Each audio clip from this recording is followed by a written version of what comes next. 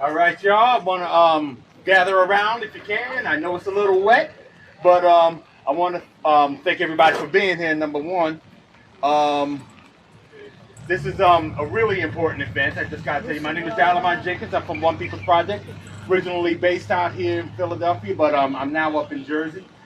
Uh, Really good, really happy to see you all here today. But you're not here to talk to me, here to listen to me. You're here to listen to the folks here who want to try to make sure that Julian is out of jail as soon as possible. Yes, yes. And I'm glad that we're here in Philadelphia.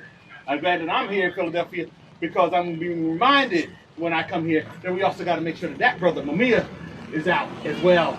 It isn't over, y'all. Everybody keeps thinking when I go around, everybody keeps thinking it's over. It's not.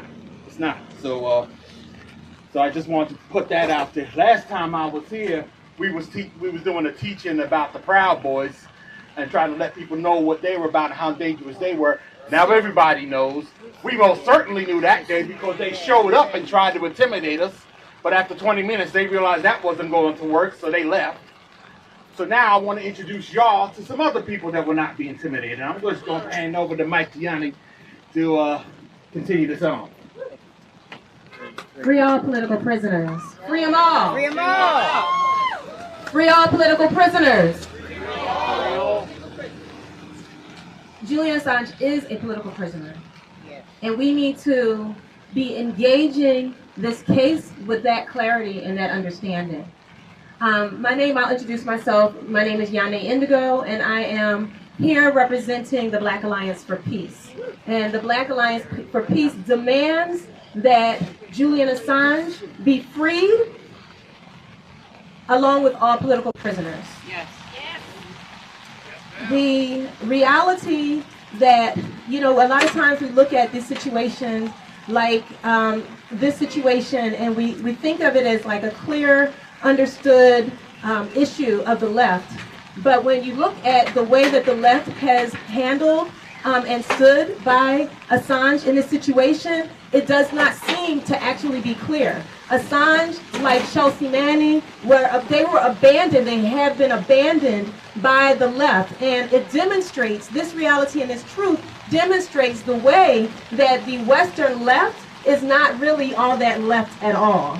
And, when you look at like the way that the left responds or acts like there's a big difference, for instance, in the Obama administration and the Democrats or the Trump administration, Assange was pursued by both of those administrations. And these administrations collaborate as it relates to any of the issues that affect working class people. And at the end of the day, what Julian Assange did was tell the people what they had every right to know. And instead of prosecuting the people who were behaving inappropriately, who were committing acts against humanity, who were committing war crimes, instead of actually prosecuting those individuals, they want to prosecute the person who had, or the people who had the gall, who had the heart, who had the courage to step out and tell the truth and say, no, it is not okay. I see what is happening.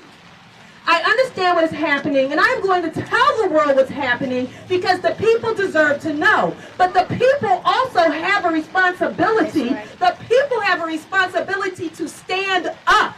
And it is not sufficient to go to a march or go to a protest for a day for one issue and then act like that issue now has received your contribution and then move on to the next issue and then move on to the next issue. They are all connected. We recognize that these things are connected. It's great that we're here in the city of Philadelphia talking about this because the city of Philadelphia is a great example of something that speaks to and articulates this idea of justice and righteousness, while it is also a city that has histories like bombing independent people for being revolutionary to civilians and again, no consequences. The contradictions of the city of Philadelphia are a perfect representation and reflection of the contradictions of the U.S., the contradictions of the U.S., EU, NATO collaboration,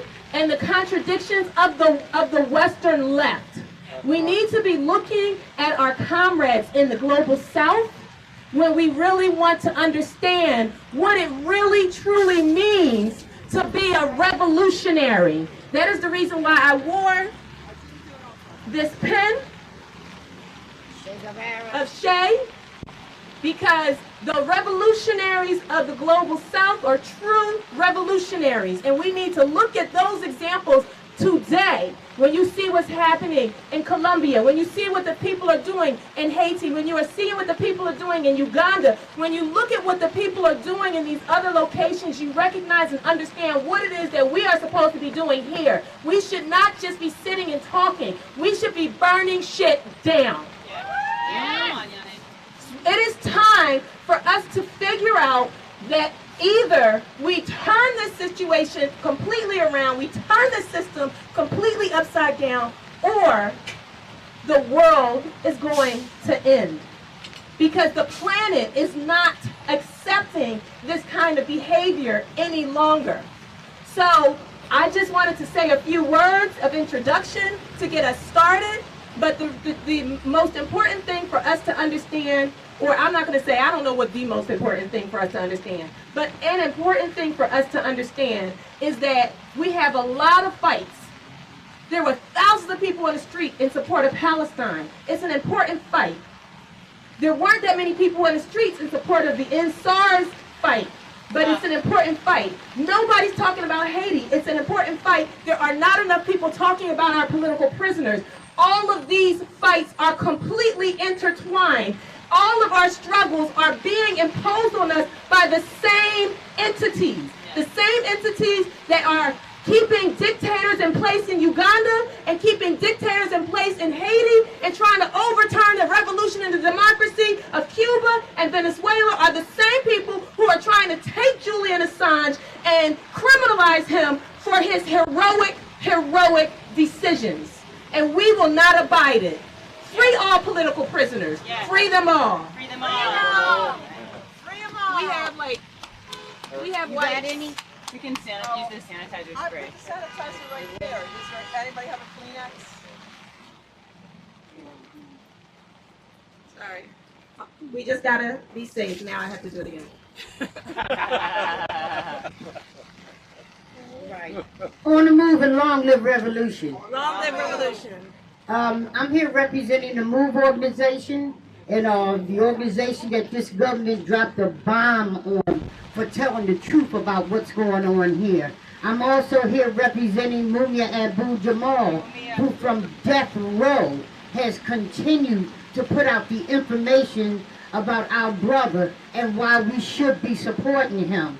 I'm not going to take long. My sister Yane said a lot. I just want to let people know that we're here and people have got to break the silence. We're constantly looking for someone to stand up and do for us. And when they do, they wind up being known as, if they don't kill them, they wind up being in prison for the rest of their life. Julian, he's outside the country and they want to bring him back here to torture him. We say, hell no. Stand up and support and put out the truth.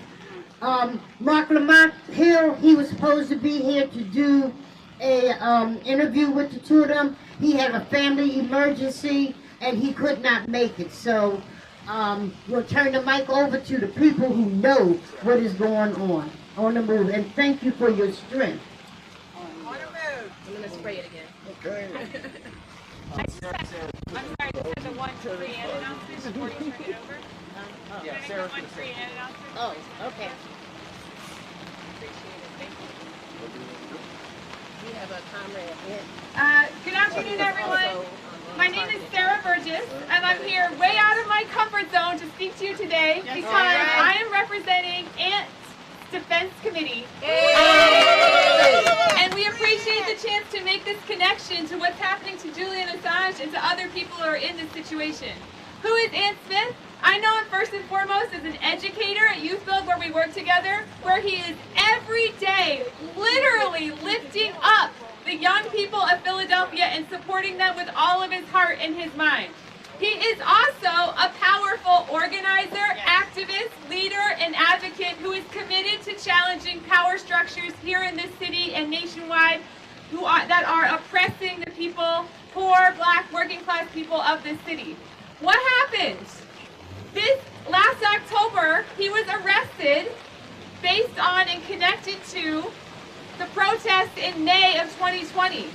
He was arrested and the government decided to try him federally, which is a choice that they made, which comes with a mandatory 7-year sentence if he is convicted.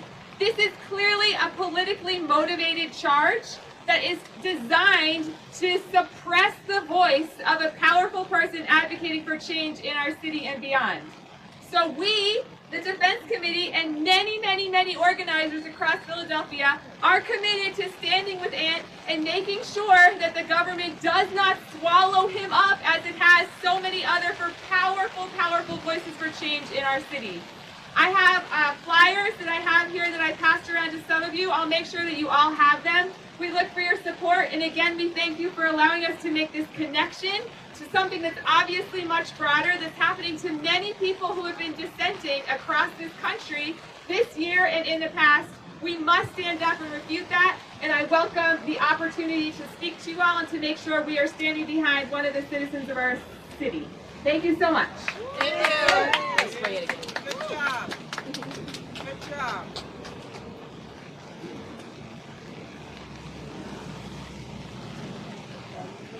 Hello everybody, my name is John Shipton. I'm Julian Assange's father. This is Julian Assange's brother, Gabriel. Thank you for your welcome. I've adopted into my vocabulary now this expression, you all. So really nice. Yeah, thanks you all. Behind me here is one of the most profound civilizational artifacts in the world, the First Amendment.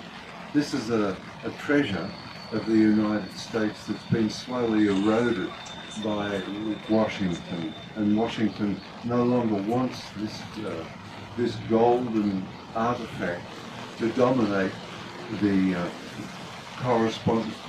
conversation in the United States. It's a really important matter. Now, Julian Assange, in his publications, is becoming a victim, the first victim of the destruction of the First Amendment.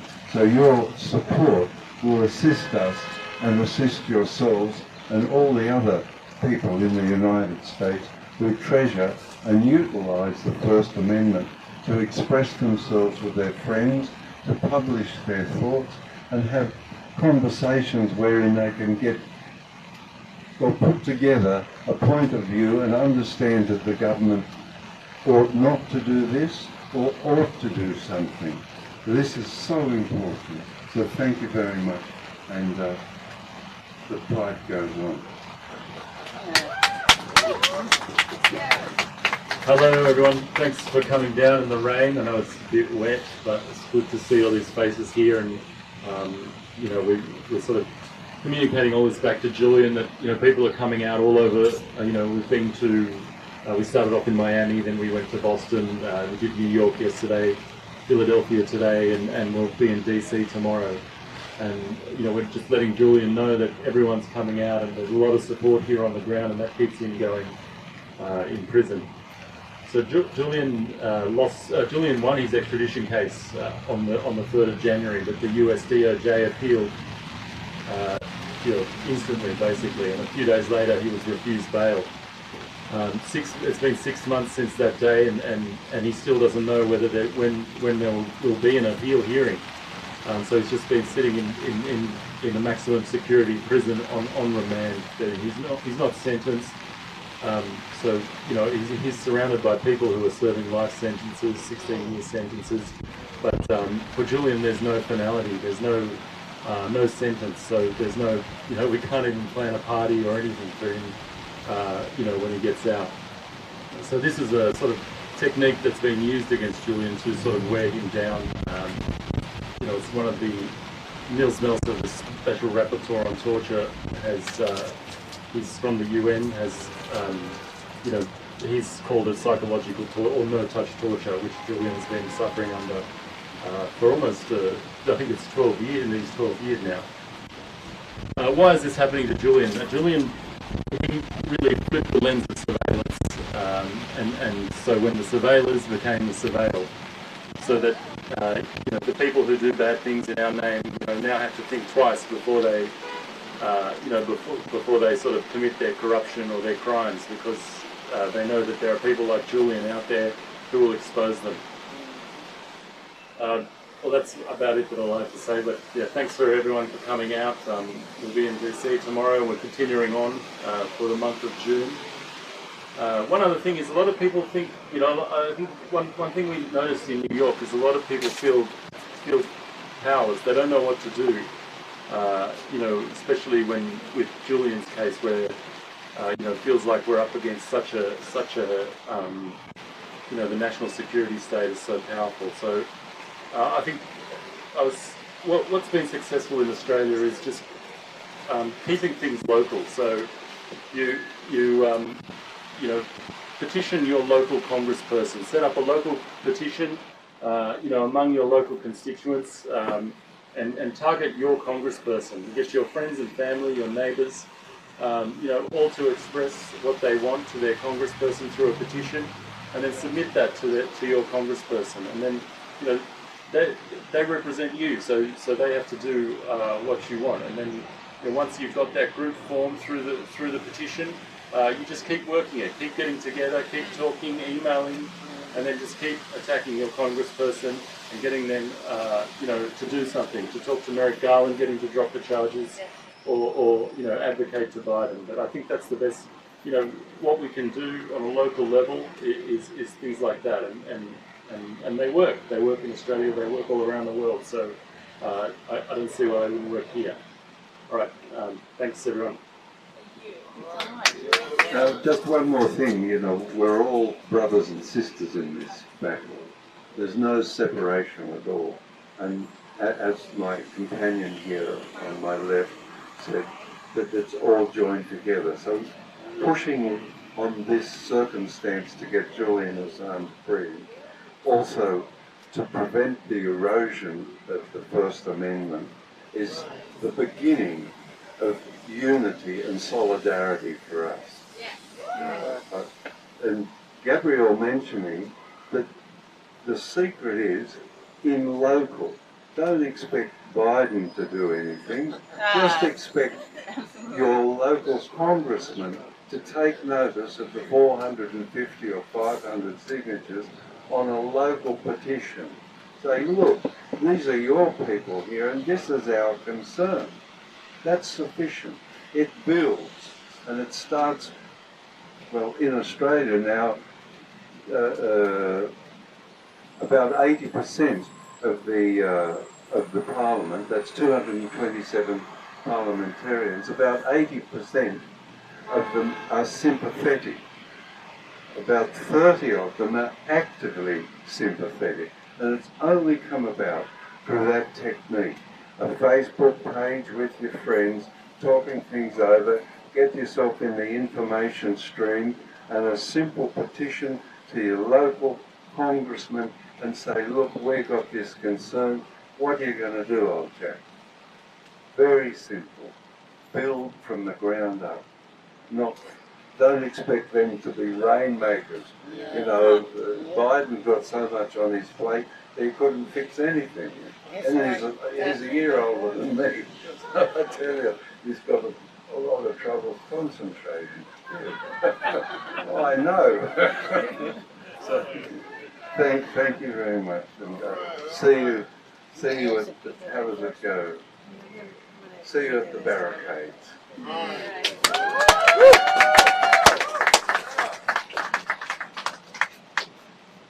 Just in case there are people here who are not familiar with many of the details or things that have about the case, I'm just going to read over a timeline. So in 2010, WikiLeaks released the video Collateral Murder, which was leaked to them by Chelsea Manning. The video showed the killing of Iraqis, including a journalist. 2010, Afghan war logs and Iraq war logs were released. In 2010, Assange was accused of rape in Sweden. He was never charged there. He returned to Sweden for questioning, but he fought extradition. He feared that he would be turned over to the U.S. 2012, Assange seeks asylum at the Ecuadorian embassy in London. In London, yeah. In 2013, Swedish prosecutors attempted to close the case, but they were dissuaded by the British. In 2016, WikiLeaks releases DNC emails, which they say were leaked, and forensic computer evidence confirms a leak and not a hack.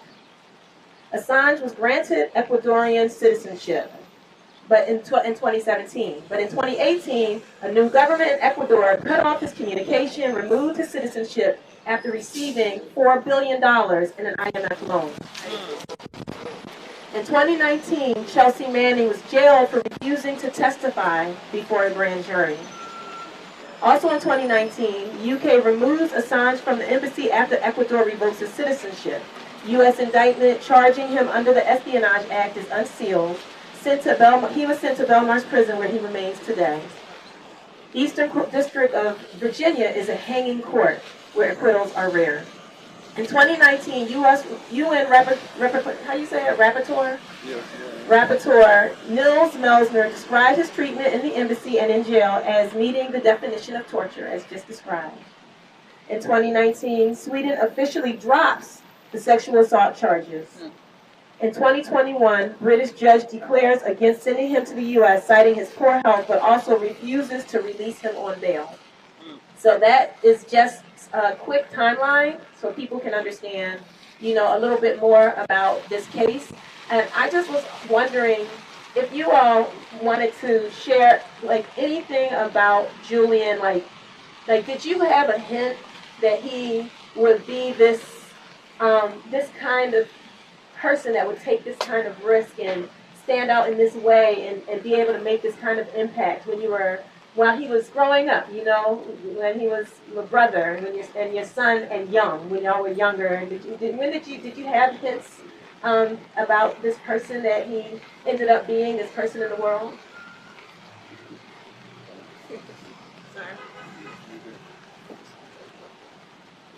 Yeah, I think whenever I've known Julian, he was always trying to use his skills, just to stop injustice basically in the world. And one way he used to do that was he made in the early 2000s he worked on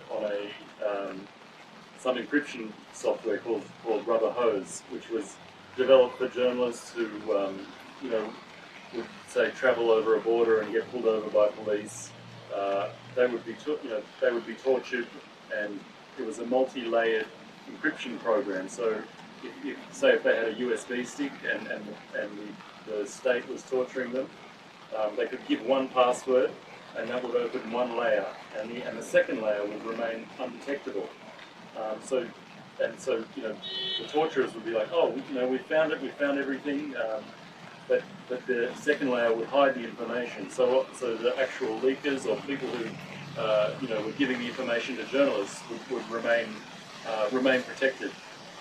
So from a very early time, he's always been interested in how do we hold states to account, how do we prevent injustice around the world, and how do we expose injustice, and that sort of developed from there. And in 2006 he started WikiLeaks, and obviously, that sort of eventually grew and grew to what it is today. So he's definitely had this keen sense of what is right, and how the truth will really just destroy injustice around the world.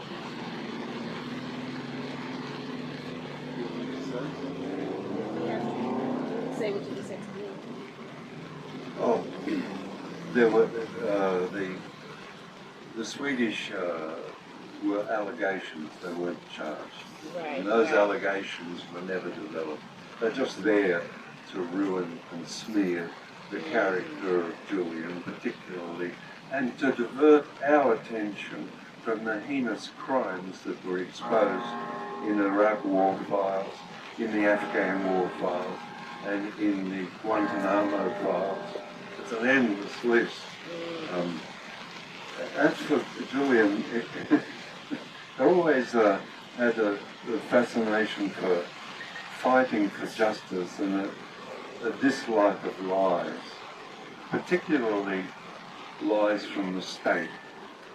So asserting constantly that freedom only comes through knowledge. You've got to know stuff to know where you're free. And so that's been his attitude. Also, he did set up an investigation back in the early days and received a commendation for it, for tracking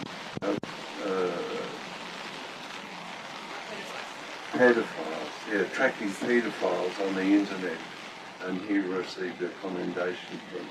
So the suffering, the deliberate cruelty to people is nauseating to Julian and to me and Gabrielle, and I guess to you. So something that we fight against with all our strength. There's just no need to go and bomb Iraq and murder in the process 1 million people, or have people like Madam Albright say on television when asked about 500 that.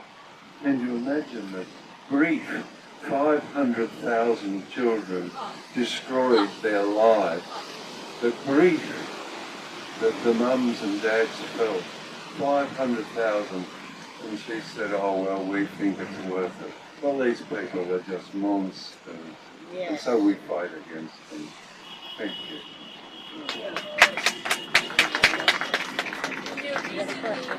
We have a few people who want to ask questions, so we're going to do that now. Razahan? Yes, so he said Julian Assange inspired him. Did they have a relationship or whatever, or he was just from a distance, expert to expert? Who? Ed Snowden. Ed Snowden. You notice they don't mention him no more. He taught the CIA how to hack. When Edward ended up in Hong Kong, abandoned by the Intercept on his own, Julian used the tools of it. Secrecy, encryption, deceit, duplicity, to confuse the CIA pursuing. When I say duplicity, having a false trail, laying a false trail, so that the CIA followed the wrong trail and managed to get Edward to safety. Edward reached out to Julian for assistance, stranded in Hong Kong. So that's their communication. He saved his life. And Edward remains on the committee to protect Julian Assange as well. Okay. Committed to each other's cause. That's amazing. Thank you for sharing that. Thanks for asking that question, Razahan. You had a question? I was just thinking that recently there's been some other whistleblowers that came out about really effective prophylactic against COVID and how it's saved lives in places where it's used. And the man is a devoted liberal, but he continually says that he thought he was being hyper cynical, and every time he investigates more, he realizes he's being way too naive. And I wonder if part of Julian's struggle is that perhaps did he know the depth of corruption, and before he, or has he learned more about it, or does he have a sense that there still are good people in some places in power? You talking about ivermectin? Not just our power. You talking about ivermectin?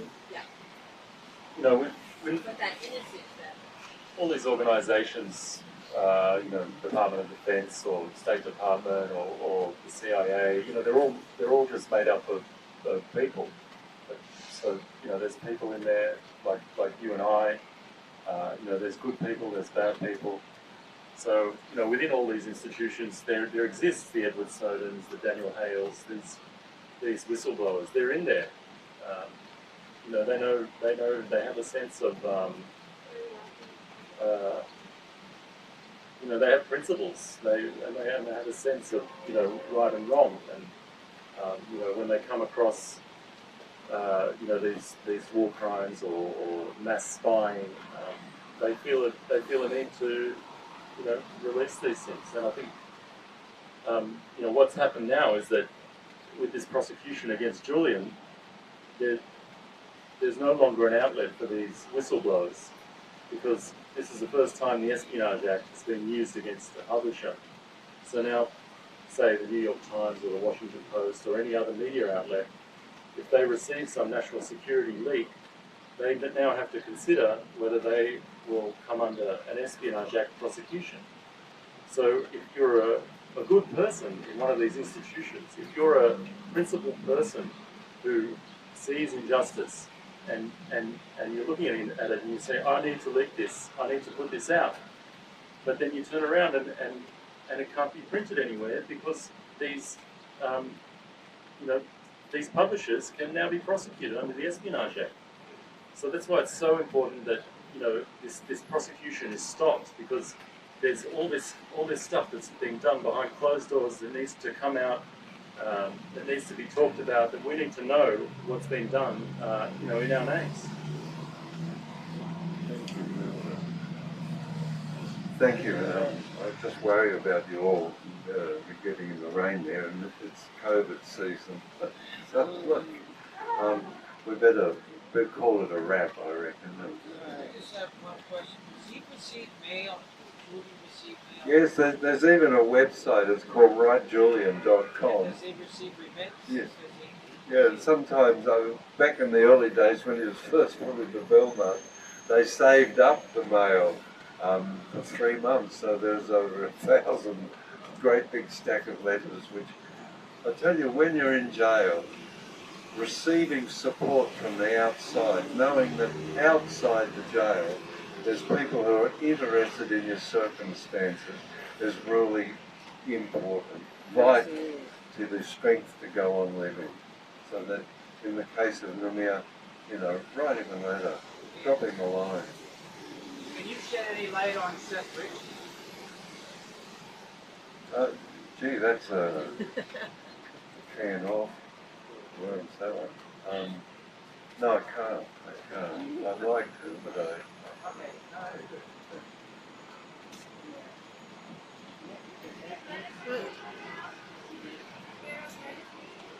Yeah. So I think we're going to be wrapping up. Just to reiterate the importance of this fight, you know, there is no revolution without revolutionaries. And you're not going to have people who have the courage to step forward if they know that when they're captured, if they have the impression or believe that when they're captured, they're not going to be fought for. We have to do our part to build courage in our community. These acts that they're doing, like this, just what was described with the Espionage Act, for example, to silence people, it has to be balanced by our courage and by our will to consistently fight. So we cannot allow that just because they do this and they go through these procedures and they capture our people, that they are allowed to be kept. We have to fight, and we have to liberate all of our political prisoners. So we must fight for Julian Assange, because that is what gives the next person the courage to come out and let people know when they are being damaged, when there are inequities that are being exacted, and how those things are being done, so that we can fight against them. So that is our duty. Thank you all. Yes, thank you. Thank you. Thank you for coming. Thank you. Thank you.